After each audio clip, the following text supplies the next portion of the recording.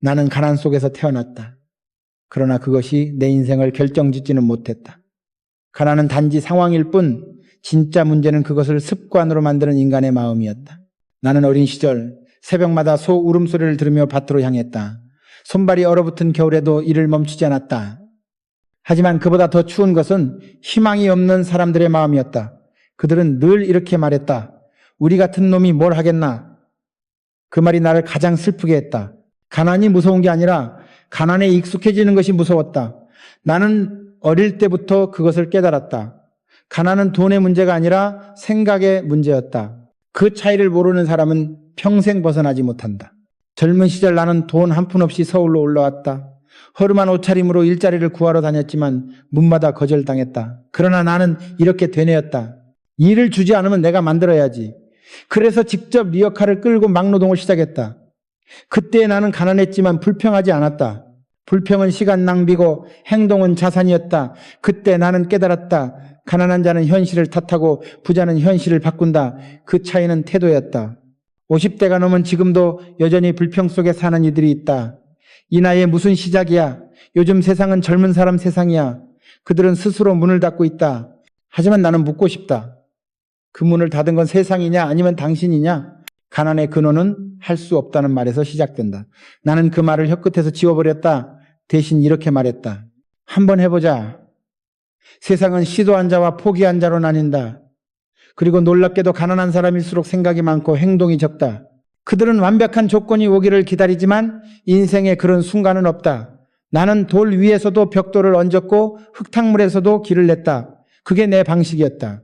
그래서 나는 말한다. 가난은 돈이 없어서 오는 게 아니라 도전이 없어서 오는 것이다. 나는 평생 동안 가난한 사람들과 부자들을 모두 보았다. 흥미로운 건 그들의 돈의 차이가 아니라 일상의 습관이었다. 가난한 사람은 새벽에 늦게 일어나고 남 탓부터 한다. 부자는 새벽에 일어나서 하루를 설계한다. 가난한 사람은 미래를 걱정하며 술자리를 찾고 부자는 오늘을 준비하며 책을 펼친다.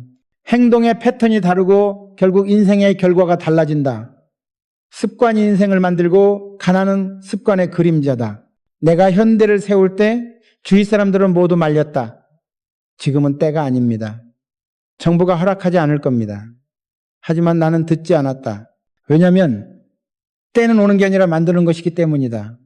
그때 나에게 돈도 권력도 배경도 없었다. 있었던 건 단 하나, 멈추지 않는 습관이었다.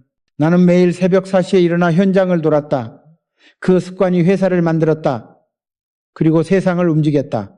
50대 이후의 인생에서 가장 큰 함정은 익숙함이다. 사람들은 경험을 자산으로 삼지 않고 핑계로 만든다. 나는 이미 다 해봤어. 그 말이야말로 진짜 가난의 시작이다. 가난은 끝이 아니라 반복이다. 실패를 두려워하고 변화보다 안정을 택할 때 마음이 이미 늙는다. 나도 수많은 실패를 겪었지만 실패를 나의 교사로 삼았다. 그것이 나를 살렸다. 내가 자주 하는 말이 있다. 길이 없다고? 그럼 만들어라. 길은 원래 없는 것이다. 다만 걸어간 자만이 길을 만든다. 가난한 사람은 길이 없다고 멈추지만 부자는 길이 없다고 걸어간다. 그 차이는 단지 시작하느냐의 문제다. 50세 이후의 삶도 마찬가지다. 새로운 일을 시작하려면 늦은 게 아니다. 늦은 것은 포기하는 순간이다. 나는 오늘 이 자리에 있는 여러분께 말하고 싶다. 당신이 가진 경험은 세상에서 가장 큰 자산이다. 젊은 시절의 패기와는 다르지만 인생의 눈으로 세상을 볼 수 있다. 그것이 바로 50대 이후의 힘이다. 하지만 그 힘은 가난의 습관을 버릴 때만 발휘된다. 불평하는 대신 감사하라. 기다리는 대신 움직여라. 두려워하는 대신 배워라. 인생은 여전히 당신 편이다.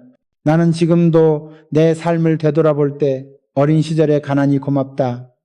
그 가난이 나를 단단하게 만들었고 세상을 두려워하지 않게 했다. 가난은 나를 부자로 만든 스승이었다. 그래서 나는 말한다. 가난을 원망하지 마라. 그것을 이길 습관을 만들어라. 그것이 50세 이후 인생을 바꾸는 첫 번째 교훈이다. 그리고 다음 이야기에서 나는 말할 것이다. 왜 늦었다고 생각하는 그 순간이 사실은 가장 빠른 때인지를, 그것이 바로 인생의 두 번째 문을 여는 열쇠다. 사람들은 흔히 이렇게 말한다. 이 나이에 뭘 시작하겠습니까? 그러나 나는 그 말을 들을 때마다 속으로 이렇게 외쳤다. 이 나이니까 시작해야 한다. 인생은 언제나 새로운 출발을 허락한다. 문제는 나이가 아니라 마음이다. 나는 평생 동안 그 사실을 몸으로 배웠다. 현대건설을 세울 때도, 현대조선을 만들 때도 언제나 사람들은 말했다. 지금은 너무 늦었습니다. 불가능합니다. 그러나 세상에 늦은 때란 없었다. 진짜 늦은 건 시작하지 않은 마음뿐이었다.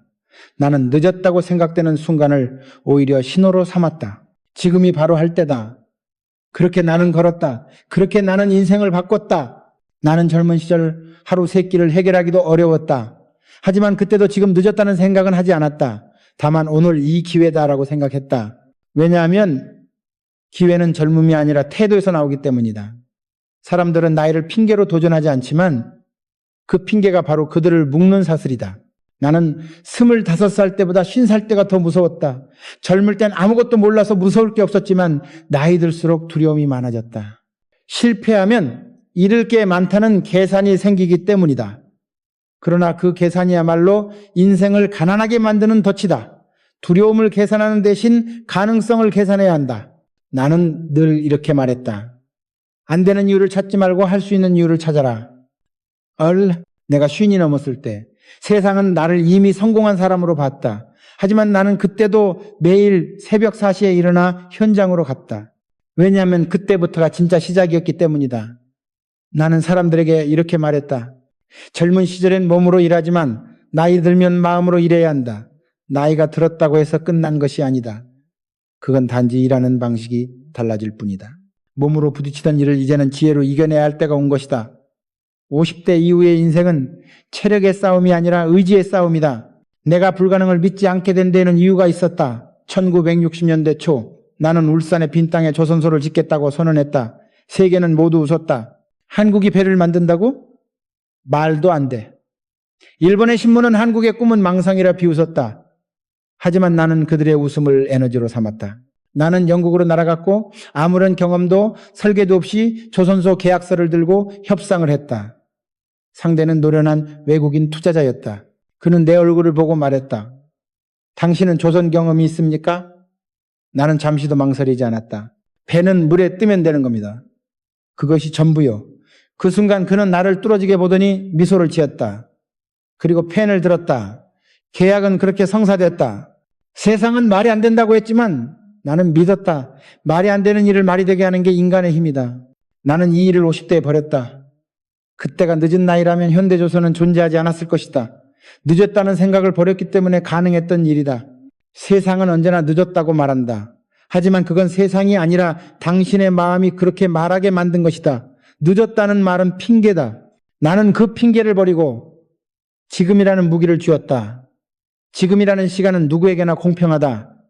다만 그것을 잡는 자와 놓치는 자가 있을 뿐이다. 50세 이후의 인생은 결심 한 번으로 완전히 달라질 수 있다. 나는 수많은 사람들을 보았다.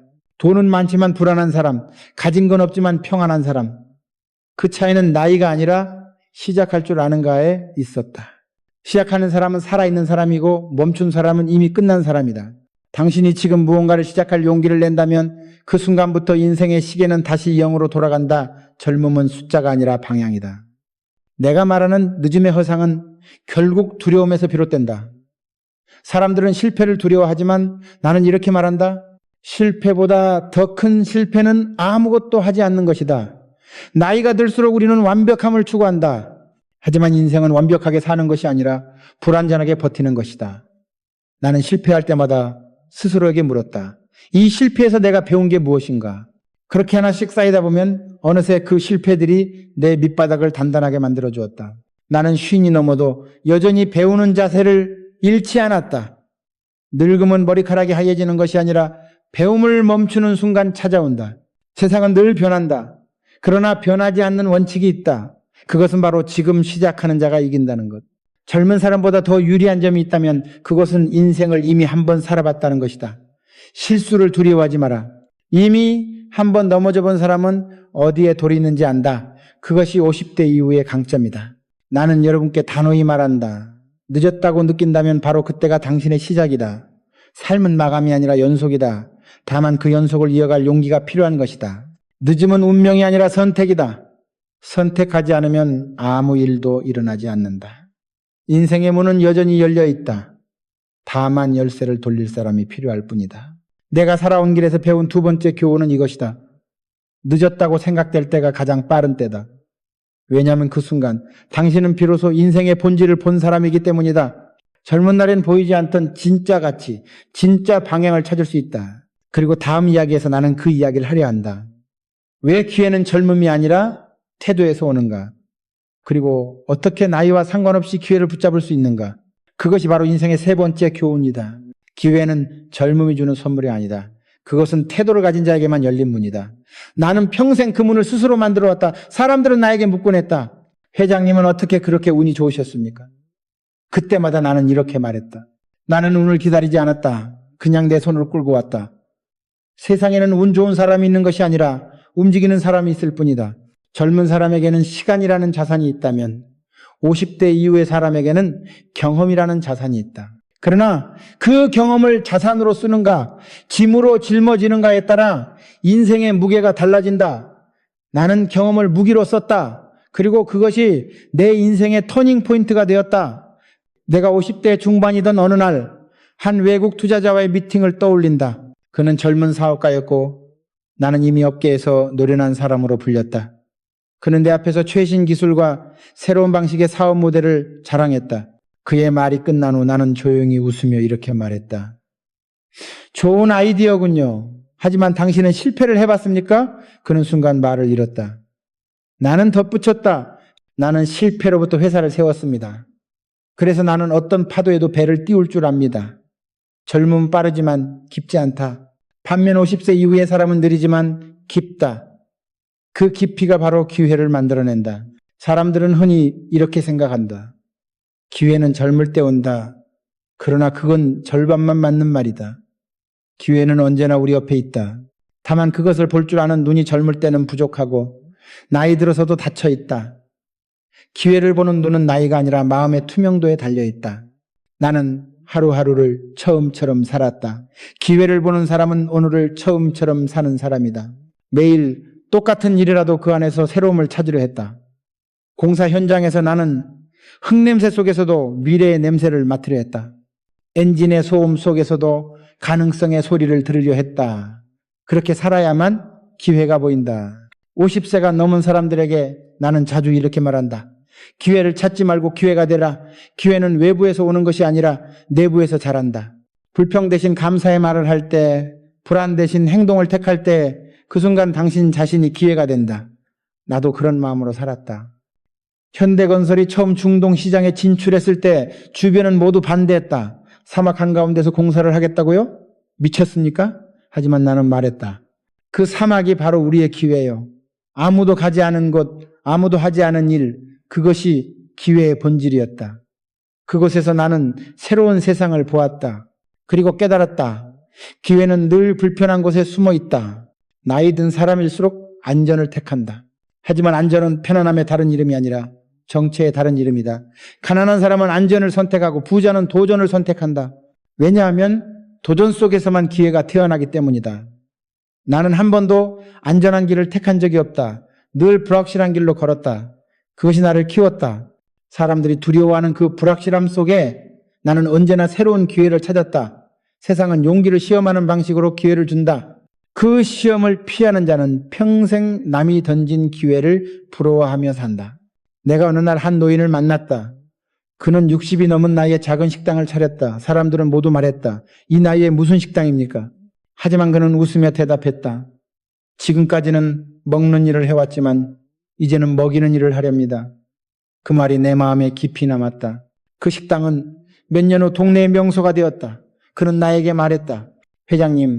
저는 회장님 책을 읽고 시작했습니다. 인생은 늦은 게 아니라 겁이 났던 거였습니다. 나는 그때 다시 한번 확신했다.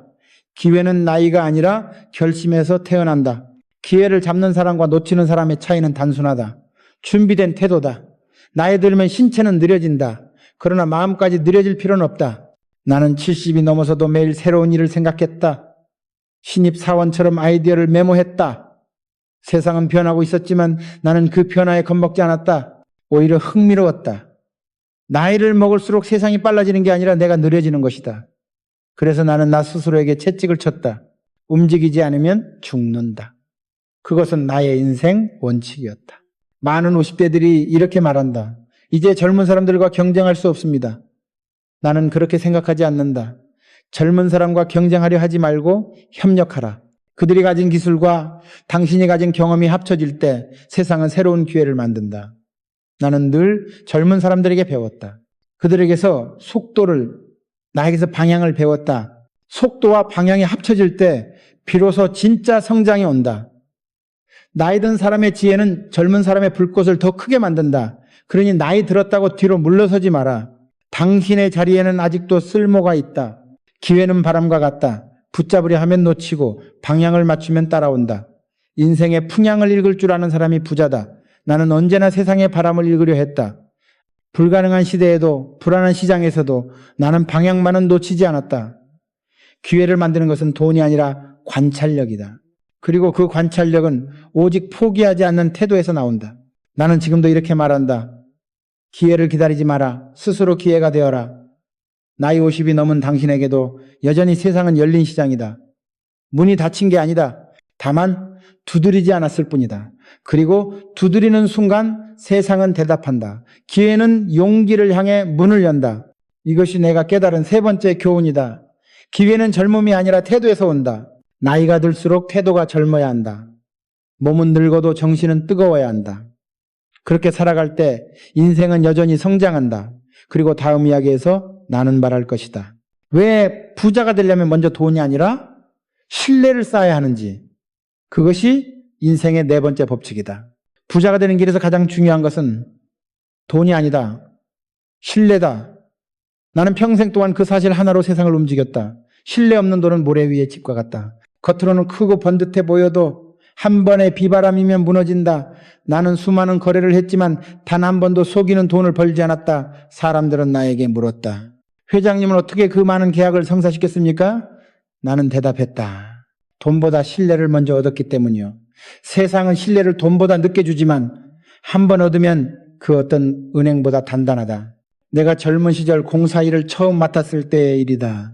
나는 공사비를 제대로 받지 못해 어려움에 빠졌다. 그때 어느 고객이 내게 말했다. 정 사장, 지금은 돈이 없어. 한 달만 기다려주게. 그때 나는 대답했다. 걱정 마시오. 당신의 말 한마디면 충분합니다. 그리고 나는 그대로 공사를 마쳤다. 한 달 후 그는 약속대로 돈을 지불했고 그 후로 그는 내 인생의 가장 큰 고객이 되었다. 그때 깨달았다. 돈은 잃어도 다시 벌 수 있지만 신뢰를 잃으면 모든 것을 잃는다. 신뢰는 작은 행동에서 시작된다. 약속을 지키는 일, 시간을 지키는 일, 말을 아끼는 일, 이런 단순한 습관들이 결국 큰 신뢰를 만든다. 그러나 많은 사람들은 돈을 앞세우고 신뢰를 뒤로 미룬다. 그들은 빠르게 돈을 벌지만 오래가지 못한다. 반면 신뢰를 먼저 쌓은 사람은 느리게 가지만 결코 무너지지 않는다. 나는 그런 사람으로 살고자 했다. 그래서 아무리 바빠도 상대의 말을 끝까지 들었다. 상대가 나보다 약해도 존중했다. 그렇게 쌓은 신뢰가 결국 회사를 키웠고 사람을 모았다. 신뢰는 투자다. 그리고 그 수익률은 가장 높다. 하지만 그것은 단기 수익이 아니다. 오랜 시간 동안 꾸준히 쌓아야 한다. 나는 직원들에게 늘 말했다. 우리가 만드는 것은 건물이 아니라 믿음이다. 현대건설이 해외 시장에 진출할 수 있었던 이유도 바로 그것이었다. 영국, 사우디, 이란의 고객들은 우리의 기술보다 태도를 먼저 봤다. 그들은 말했다. 한국 사람들은 정직하다. 약속을 지킨다. 그 한마디가 수십억 달러보다 값졌다. 반대로 나는 신뢰를 잃은 사람들도 많이 봤다. 그들은 돈을 줬다 사람을 잃었다. 한순간의 욕심이 인생 전체를 무너뜨렸다. 나는 항상 내 자신에게 경고했다. 정직을 팔아 돈을 사지 마라. 그 거래는 반드시 손해다. 신뢰는 시간이 걸리지만 무너지는 건 한순간이다. 마치 오랜 세월 다져온 두기작은 구멍 하나로 무너지는 것처럼 그래서 나는 사소한 약속일수록 더 엄격히 지켰다. 한 번은 해외 거래처에서 이런 일이 있었다. 큰 계약을 앞두고 상대 회사가 내게 선물을 제안했다. 이건 단순한 예입니다. 나는 단호히 거절했다. 진정한 예의는 깨끗한 거래요. 그들은 잠시 당황했지만 나중에는 오히려 나를 더 신뢰하게 되었다. 그리고 그 계약은 훨씬 더 큰 프로젝트로 이어졌다. 깨끗한 신뢰는 더 큰 기회를 낳는다. 사람들은 정직하면 손해본다고 하지만 나는 그렇게 생각하지 않는다. 정직은 단기적으로 손해를 보는 듯 하지만 장기적으로는 반드시 보상받는다. 50세 이후의 인생에서 신뢰는 더 중요해진다. 젊을 때는 능력이 사람을 증명하지만 나이 들어서는 인품이 사람을 증명한다. 내가 60이 되었을 때 사람들은 내 나이를 보고 존경한 게 아니었다. 내가 평생 쌓아온 신뢰를 보고 존경한 것이다. 신뢰는 눈에 보이지 않지만 사람의 모든 행동에 스며든다. 말투, 표정, 눈빛, 그리고 결정의 무게, 그 모든 것들이 당신이 어떤 사람인가를 증명한다. 나는 늘 이렇게 말했다. 사람을 얻으면 돈은 따라온다. 그러나 돈을 쫓으면 사람은 떠난다. 인생의 방향은 여기서 갈린다. 가난한 사람은 사람을 이용하려 하고 부자는 사람을 신뢰한다. 신뢰를 주는 사람은 늘 주변에 사람이 모이고 그 사람들은 결국 함께 성공한다. 그래서 나는 성공을 혼자의 힘이라 말하지 않았다. 함께 믿어준 사람들 덕분이었다. 신뢰를 지키기 위해서는 용기가 필요하다. 때로는 손해를 감수해야 한다. 그러나 그 손해는 진짜 손해가 아니다. 그것은 당신의 신뢰 계좌에 쌓이는 이자다. 나는 사업을 하면서 수많은 유혹을 받았다. 더 빠른 돈, 더 쉬운 길. 그러나 그 길 끝에는 반드시 후회가 있었다. 그래서 나는 늘 묻곤 했다. 이 결정이 나를 더 믿을 만한 사람으로 만드는가? 그렇지 않다면 그 일은 하지 않았다. 그 단호함이 나를 지켰다. 지금 50세 이후의 인생을 살고 있는 사람들에게 말하고 싶다. 이 시기는 신뢰를 수확할 때다. 지금까지 당신이 쌓아온 신뢰는 앞으로의 노년을 지탱하는 자산이 된다. 돈은 줄 수 있지만 신뢰는 물려줄 수 있다. 그것이 부자와 가난한 사람의 차이다. 부자는 신뢰를 유산으로 남기고 가난한 사람은 불신을 흔적으로 남긴다. 인생의 무게는 결국 얼마나 믿을 만한 사람인가로 결정된다. 나는 마지막까지 신뢰를 잃지 않기 위해 싸웠다. 정부든 국민이든 내가 약속한 일은 끝까지 지켰다. 그게 내 철학이었다. 돈은 사라져도 신뢰는 남는다. 그리고 그 신뢰가 다음 세대를 살린다. 그것이 바로 내가 남긴 유산이다. 신뢰는 돈보다 오래가고 명예보다 높다. 이것이 내가 깨달은 네 번째 교훈이다. 부자가 되려면 먼저 신뢰를 쌓아라. 신뢰가 없는 분은 오래가지 못한다. 그러나 신뢰 위에 세운 분은 세대를 넘어선다. 그리고 다음 이야기에서 나는 말할 것이다. 왜 진짜 부자는 돈을 버는 법보다 돈을 다루는 법을 먼저 배워야 하는지, 그것이 인생의 다섯 번째 교훈이다. 돈을 버는 것은 쉽다. 그러나 돈을 다루는 것은 어렵다. 나는 평생 이 차이를 뼈저리게 느꼈다. 많은 사람들이 인생에서 가난을 겪는 이유는 돈이 부족해서가 아니다. 돈을 다루는 지혜가 없기 때문이다. 돈은 물과 같다. 담는 그릇이 바르지 않으면 금세 흘러나간다. 젊은 시절 나는 하루 벌어 하루 살았다. 하지만 그 작은 돈 속에서도 원칙이 있었다. 돈은 나를 위해 쓰되 나를 키우는 데 써야 한다. 그 원칙을 지킨 덕분에 나는 단 한 번도 돈의 노예가 되지 않았다. 사람들은 돈을 벌면 부자가 된다고 착각한다. 그러나 돈을 버는 순간부터 진짜 시험이 시작된다. 돈은 인간의 본심을 시험한다. 나는 사업이 커지면서 수많은 사람들의 돈을 다뤘다. 공사비, 투자금, 임금, 수천억 원이 내 손을 거쳐갔지만 단 한 번도 내 돈이라 생각하지 않았다. 왜냐하면 돈은 잠시 맡겨진 것이기 때문이다. 돈을 관리할 줄 아는 사람은 책임을 알고 돈에 휘둘리는 사람은 욕심만 안다. 돈을 다스리지 못하면 언젠가 그 돈이 당신을 다스리게 된다. 내가 처음 큰 돈을 만졌을 때의 일이다. 한 건설 현장이 대성공을 거두어 막대한 수익이 생겼다. 직원들은 모두 축하했고 사람들은 나에게 말했다. 이제 회장님은 평생 편하게 사시겠군요. 하지만 나는 웃으며 대답했다. 편하게 사는 순간 회사는 죽는다. 나는 그 돈을 다시 투자했다. 새로운 땅을 사고 새로운 사람을 고용했다. 돈을 써서 돈을 움직이게 했다. 가난한 사람은 돈을 소비하고 부자는 돈을 순환시킨다. 그것이 돈을 다루는 첫 번째 원칙이다. 돈은 써야 살아난다. 그러나 어디에 쓰느냐가 문제다. 나는 항상 말했다. 돈은 도구다. 목표가 아니다. 많은 사람들이 돈을 목적처럼 쫓는다. 그러나 돈은 목적이 되면 사람을 타락시킨다. 나는 돈을 사람을 살리는 도구로 썼다. 직원들의 복지, 교육, 장학금, 그 돈이 사람을 키우면 그 사람은 다시 회사를 키웠다. 그것이 선순환이었다. 돈을 쓸 줄 모르는 사람은 결국 돈에 잡아먹힌다. 당신이 돈을 위해 일하면 평생 가난하지만 돈을 일하게 만들면 평생 자유롭다. 나는 가난할 때부터 돈의 흐름을 봤다. 돈이 멈추면 문제는 반드시 생긴다. 그래서 나는 언제나 돈이 흐를 수 있는 구조를 만들었다. 공사 현장에서 번 돈은 다음 현장으로, 회사에서 남은 이익은 새로운 사업으로 돌렸다. 그것이 현대를 살린 생명줄이었다. 반면 돈을 움켜쥐는 사람은 반드시 망한다. 왜냐하면 돈은 바람처럼 움직이기 때문이다. 움켜쥐면 사라지고 순환시키면 늘어난다. 이것이 돈의 법칙이다. 나는 한 번도 사치를 하지 않았다. 고급차보다 트럭을, 화려한 양복보다 작업복을 택했다. 왜냐하면 돈이 나를 치장하는 순간 내 정신은 약해지기 때문이다. 부자는 겉모습이 아니라 마음의 자세에서 나온다. 가난한 사람은 번 돈을 보여주려 하지만 부자는 번 돈을 지키려 한다.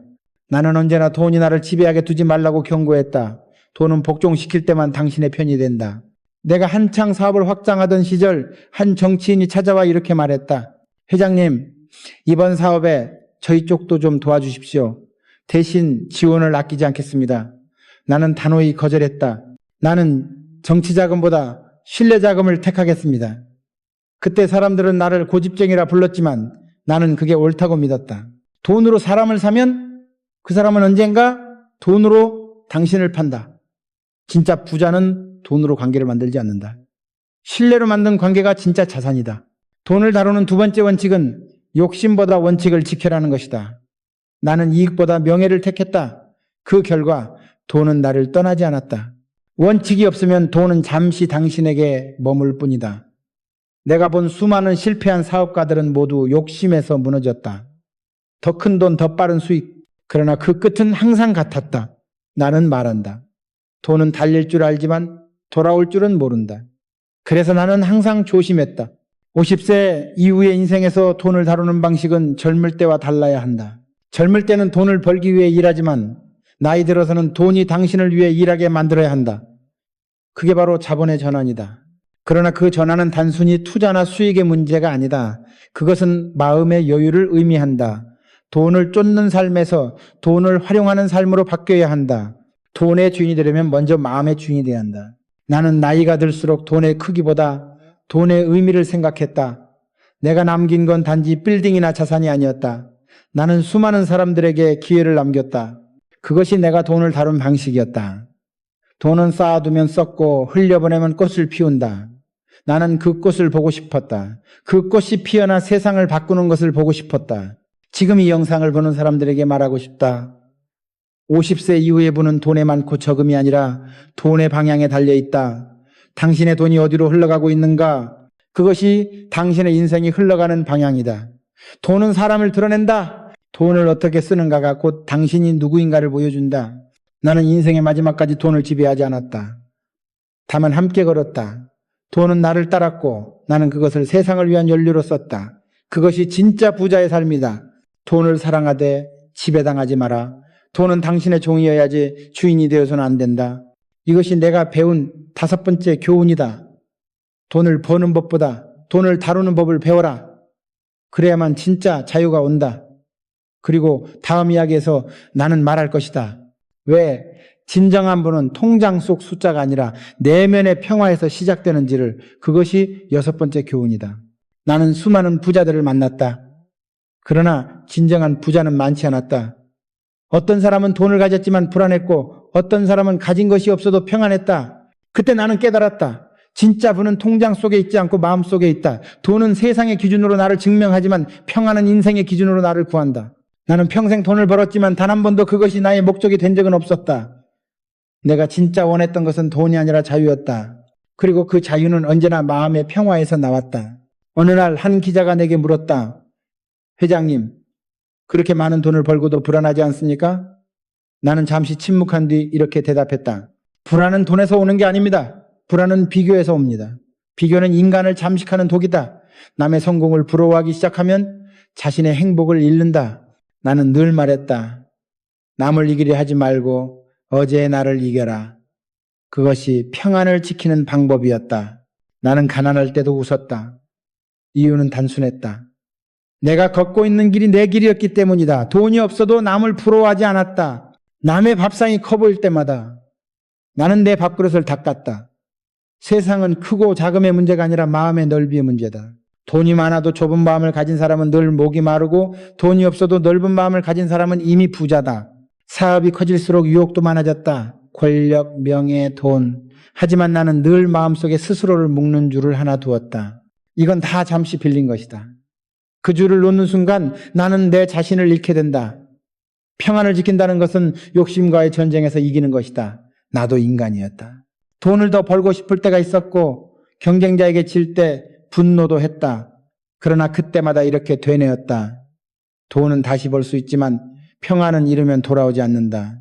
50세 이후의 인생에서 가장 큰 적은 불안이다. 불안은 나이에서 오지 않는다. 방향을 잃을 때 찾아온다. 나는 방향을 잃지 않기 위해 늘 원칙을 붙잡았다. 나를 지탱해 준 3가지 원칙이 있다. 첫째, 비교하지 말라. 둘째, 탓하지 말라. 셋째, 멈추지 말라. 비교는 열등감을 만들고 탓은 핑계를 만들며 멈춤은 후회를 만든다. 인생의 평안은 이 3가지를 버릴 때 찾아온다. 나는 사업에서 수많은 위기를 맞았다. IMF 때 모든 기업들이 흔들렸다. 나 역시 예외는 아니었다. 그러나 그 시기에 나는 이상하리만큼 평온했다. 이유는 간단했다. 나는 이미 마음속에서 이 또한 지나가리라는 믿음을 세웠기 때문이다. 바람은 언제나 분다. 그러나 흔들리지 않는 나무는 뿌리가 깊은 나무다. 그 뿌리가 바로 평안이다. 위기의 순간에도 나는 직원들에게 말했다. 두려워하지 마라. 두려움은 위기를 키운다. 불안한 사람은 위기를 2배로 만든다. 평안한 사람은 위기를 절반으로 줄인다.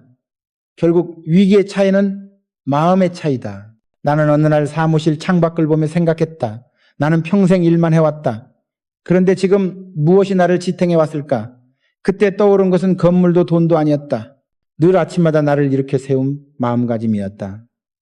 세상에 대한 감사, 사람에 대한 믿음, 내 자신에 대한 확신, 그것이 나를 지켜왔다.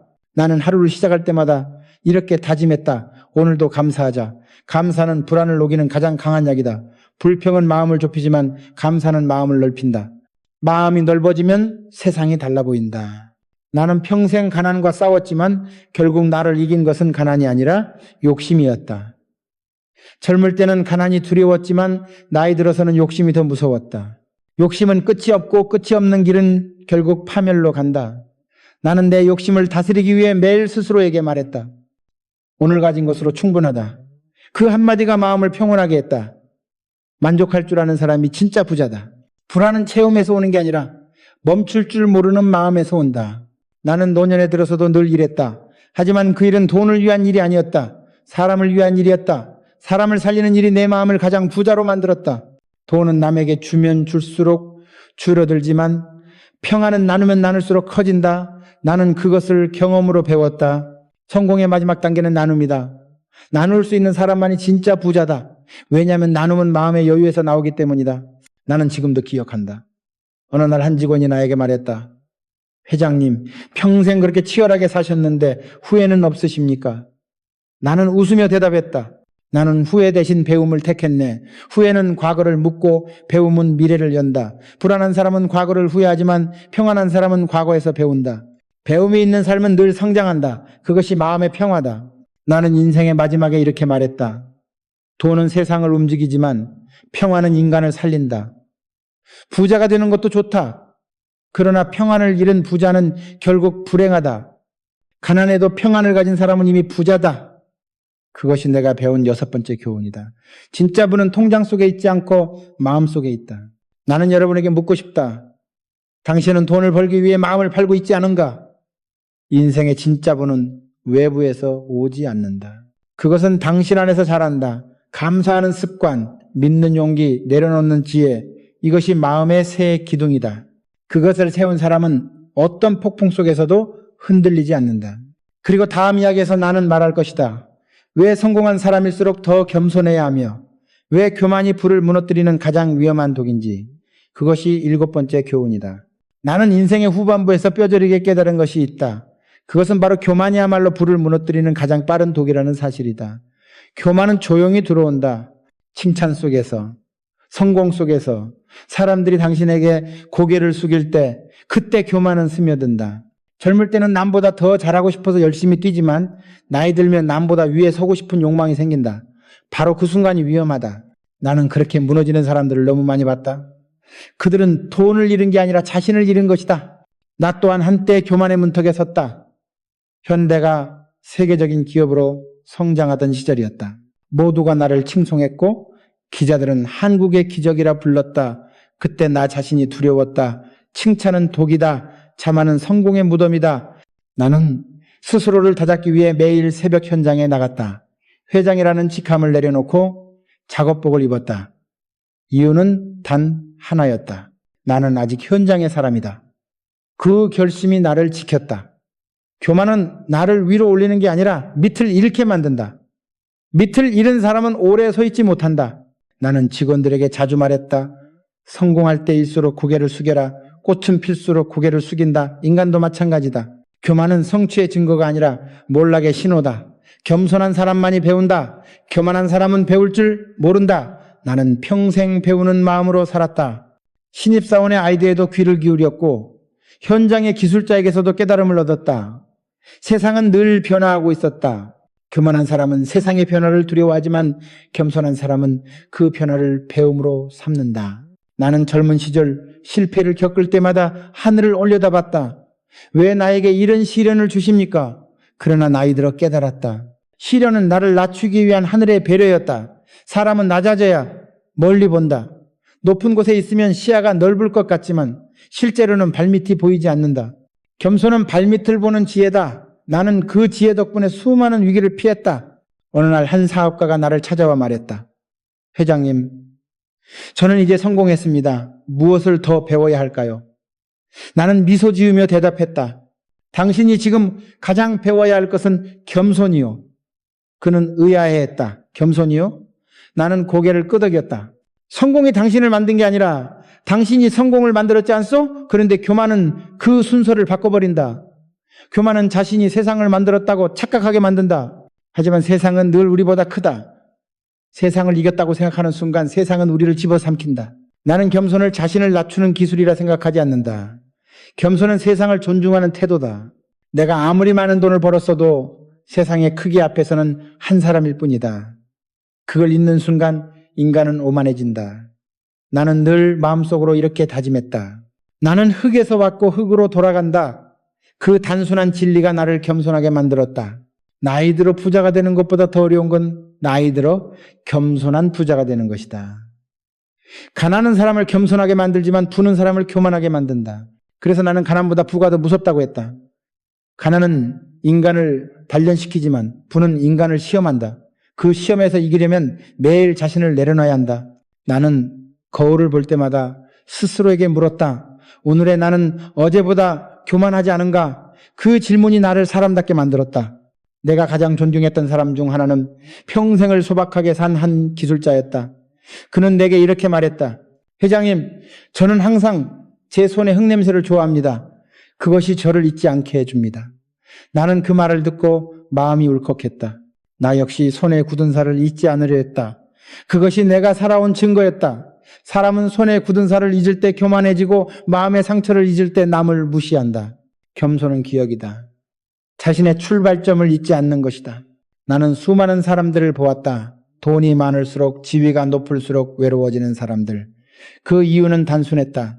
그들은 겸손을 잃었기 때문이다. 겸손은 사람을 연결시키지만 교만은 사람을 멀리한다. 나는 평생 함께 가는 사람을 만들고 싶었다. 함께 웃고 함께 일하고 함께 실패할 수 있는 사람들. 그러나 교만한 사람은 혼자가 된다. 혼자는 절대 멀리 가지 못한다. 50세 이후의 인생은 이미 정상에 서 있는 사람도 많고 이제 막 다시 시작하는 사람도 있다. 그러나 그 어느 쪽이든 겸손을 잃으면 모두 추락한다. 젊을 때는 실수가 용서되지만 나이 들어서의 교만은 치명적이다. 세상은 당신이 얼마나 잘났는가 보다 얼마나 배울 자세가 남아있는가를 본다. 나는 지금도 젊은 세대에게 배운다. 세상의 속도는 빨라졌지만 인간의 본질은 변하지 않았다. 겸손은 그 본질을 지키는 힘이다.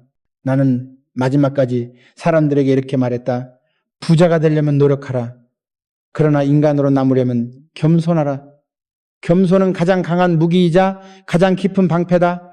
겸손한 사람은 공격받지 않는다. 왜냐하면 그는 싸움을 만들지 않기 때문이다. 교만한 사람은 세상을 적으로 만들고 겸손한 사람은 세상을 친구로 만든다. 내 인생의 7번째 교훈은 이것이다. 교만은 불을 무너뜨리고 겸손은 인생을 세운다. 돈은 사람을 높이 올리지만 겸손은 그를 단단히 세운다. 나는 그 차이를 평생 마음에 새겼다. 그리고 다음 이야기에서 나는 마지막으로 말할 것이다. 왜 인생의 마지막 분은 감사라는 단어로 귀결되는지, 그것이 내가 남긴 마지막 교훈이다. 나는 인생의 마지막에 이르러 비로소 한 단어의 위대함을 깨달았다. 그것은 감사였다. 평생 돈을 벌고 회사를 세우고 수많은 사람을 만나며 달려왔지만 마지막에 남은 건 오직 감사뿐이었다. 감사는 인생의 종착점이자 모든 부의 완성이다. 젊을 땐 감사할 줄 몰랐다. 늘 부족하다고 느꼈고 더 높이 올라가야 한다고 믿었다. 그러나 시간이 흘러 돌이켜보니 내가 가진 모든 것은 이미 충분했다. 내가 여기까지 올 수 있었던 것은 내 힘이 아니라 나를 믿어준 사람들, 함께 걸어준 동료들, 그리고 나를 이끌어준 운명 덕분이었다. 감사는 늦게 깨닫지만 늦게 깨달을수록 더 깊이 새겨진다. 나는 젊을 때 가난을 미워했다. 하지만 나이 들어 다시 돌아보니 그 가난이 나를 만든 스승이었다. 가난하지 않았다면 나는 일의 소중함을 몰랐을 것이다. 실패하지 않았다면 사람의 따뜻함을 몰랐을 것이다. 배고프지 않았다면 감사의 맛을 몰랐을 것이다. 세상은 늘 주는 법을 안다. 다만 인간이 늦게 깨달을 뿐이다.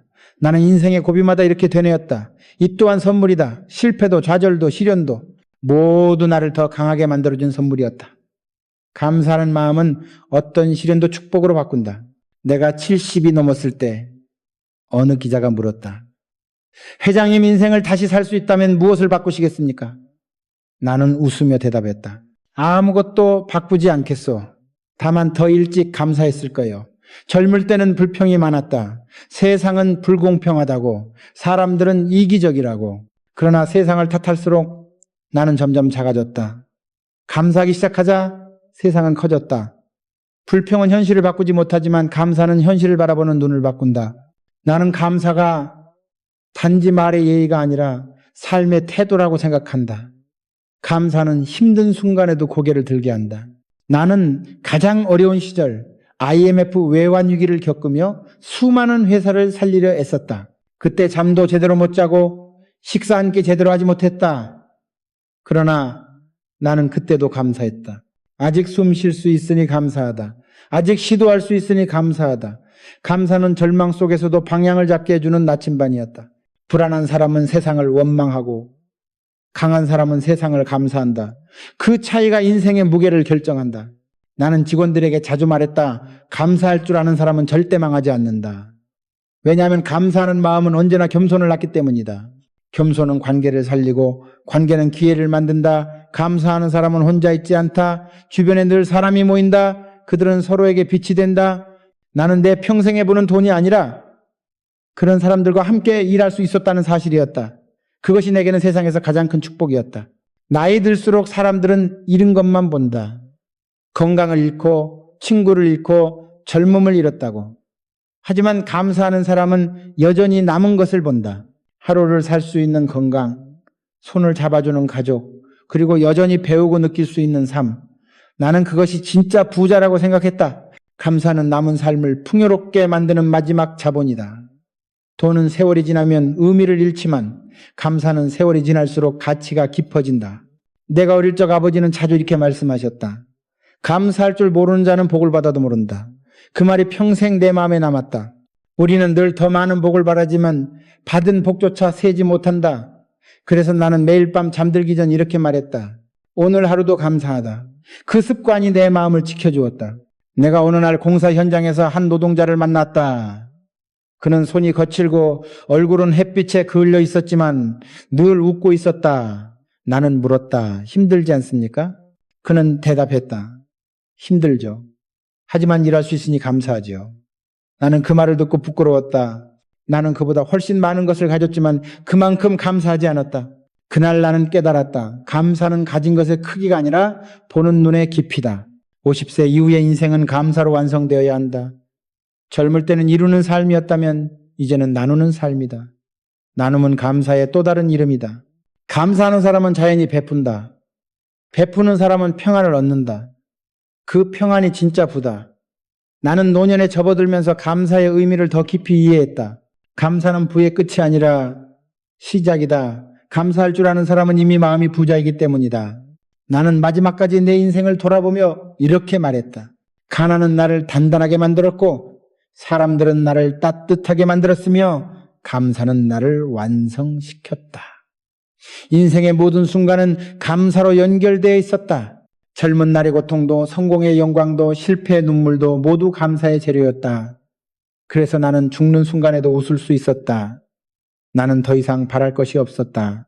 지금 이 영상을 보고 있는 당신에게 말하고 싶다. 50세든 60세든 그 어떤 나이든 감사는 여전히 당신의 인생을 바꿀 수 있다. 세상이 당신에게서 무엇을 빼앗았든 감사는 아무도 빼앗을 수 없다. 감사하는 사람은 결코 빈손이 아니다. 그는 이미 마음속에 세상의 모든 부를 품고 있기 때문이다. 이것이 내가 평생을 걸어 깨달은 마지막 교훈이다. 진정한 부는 감사에서 완성된다. 감사는 인생의 마지막 장이 아니라 영혼의 새로운 시작이다. 돈으로 쌓은 부는 세월과 함께 사라지지만 감사로 쌓은 부는 죽음 이후에도 남는다.